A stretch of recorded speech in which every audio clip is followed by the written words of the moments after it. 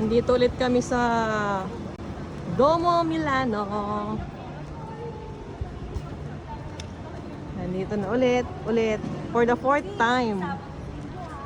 Fourth time.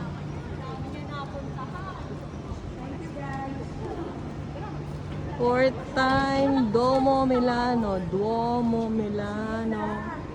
Wala pa masyadong tao, maaga pa guys. It's 8:50 in the morning. Hindi ka talaga magsasawang ma-amaze sa simbahan na to. Napakaganda.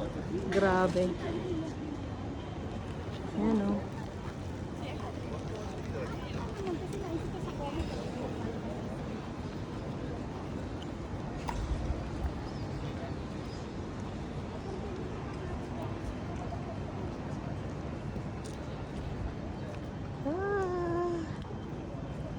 Napakaganda talaga ng church na to. Para lang siyang inukit. Ang ganda. Yan.